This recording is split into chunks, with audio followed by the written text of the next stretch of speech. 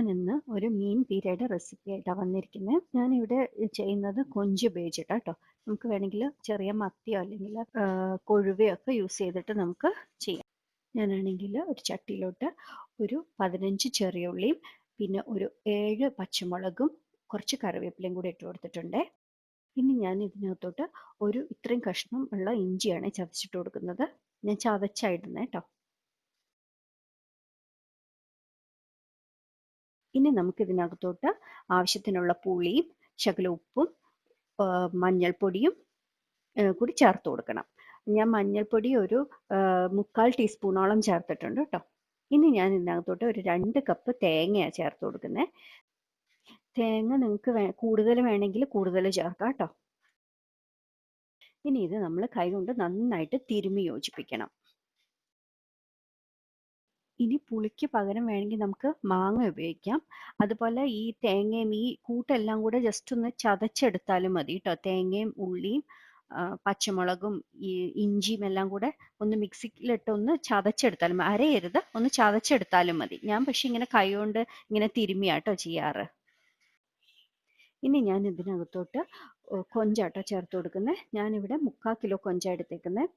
ഞാൻ ഇത് ക്ലീൻ ചെയ്ത് കഴിഞ്ഞ് നോക്കിയപ്പം 3/4 കിലോ ഉണ്ട്. ഇനി ഇത് കൊഞ്ചും കൂടെ ഇട്ടിട്ട് നന്നായിട്ടൊന്ന് മിക്സ് ചെയ്തെടുക്കാം. ഇനി ഞാൻ ഇതിനകത്തോട്ട് ഒരു 1/2 കപ്പ് വെള്ളമായിട്ട് ഒഴിച്ചു കൊടുക്കുന്നത്. 1/2 കപ്പ് ഒഴിച്ചാൽ മതി, കാരണം ഇനി കൊഞ്ചിൽ നിന്നും കൂടെ കുറച്ച് വെള്ളം ഇറങ്ങും. അപ്പം ഒരുപാട് വെള്ളം നമ്മൾ ഒഴിച്ചാൽ പിന്നെ ഈ വെള്ളം മുഴുവൻ നമ്മൾ പറ്റിച്ചെടുക്കേണ്ടി വരും. അപ്പം നമ്മളൊരു 1/2 കപ്പ് വെള്ളം ഒഴിക്കുന്നുള്ളൂ ഞാൻ. ഇനി നമുക്ക് സ്റ്റൗ ഓൺ ചെയ്യാം. എന്നിട്ട് നമ്മളിത് അടച്ച് വെച്ചാട്ടോ വേവിക്കുന്നത്.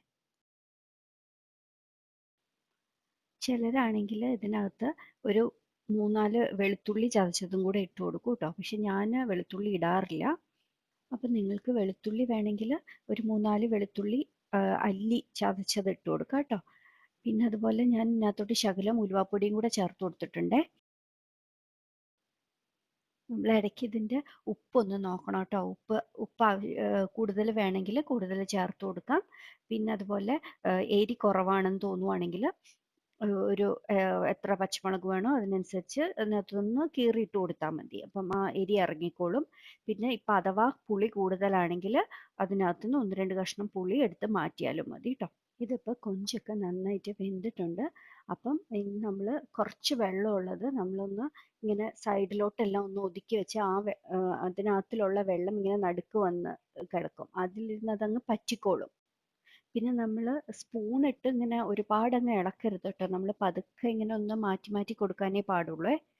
അതല്ലെങ്കിൽ മീൻ പൊടിഞ്ഞു പോകും. ഇപ്പം കൊഞ്ചായതുകൊണ്ട് അത് പൊടിയില്ല. മറ്റേ കൊഴുവയൊക്കെ ആണെങ്കിൽ അങ്ങ് ആകെ പൊടിഞ്ഞു പോകും. ഇതിപ്പം നമ്മുടെ കൊഞ്ചൊക്കെ നന്നായിട്ട് വെന്തിട്ടുണ്ട്. അതിനകത്തിലെ വെള്ളമൊക്കെ പറ്റി. ഇനി ബാക്കി ഇച്ചിരി വെള്ളം ഉണ്ടെങ്കിൽ അത് ഈ ചട്ടിയുടെ ചൂടുകൊണ്ട് ഇരുന്ന് പറ്റിക്കോളൂ കേട്ടോ.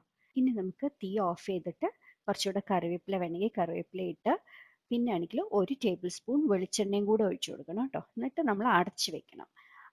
കുറച്ച് നേരം അങ്ങനെ അടച്ച് അങ്ങനെ വെച്ചിട്ട് നമ്മൾ കഴിക്കാൻ നേരം എടുത്താൽ മതി. അപ്പോൾ നമ്മുടെ മീൻ പീര റെഡി ആയിട്ടുണ്ട്. അപ്പോൾ എല്ലാവരും ഇതൊന്ന് ട്രൈ ചെയ്ത് നോക്കണം കേട്ടോ. ട്രൈ ചെയ്തിട്ട് ഫീഡ്ബാക്ക് പറയണം. ഈ വീഡിയോ ഇഷ്ടപ്പെടുവാണെങ്കിൽ ലൈക്ക് ചെയ്യാനും നിങ്ങളുടെ ഫ്രണ്ട്സുമായിട്ടൊക്കെ ഒന്ന് ഷെയർ ചെയ്യാനും ഈ ചാനൽ ഇതുവരെ സബ്സ്ക്രൈബ് ചെയ്തിട്ടില്ലെങ്കിൽ സബ്സ്ക്രൈബ് ചെയ്യാനും മറക്കരുത്. അപ്പോൾ അടുത്ത ഒരു അടിപൊളി റെസിപ്പി ആയിട്ട് വീണ്ടും കാണാം. താങ്ക്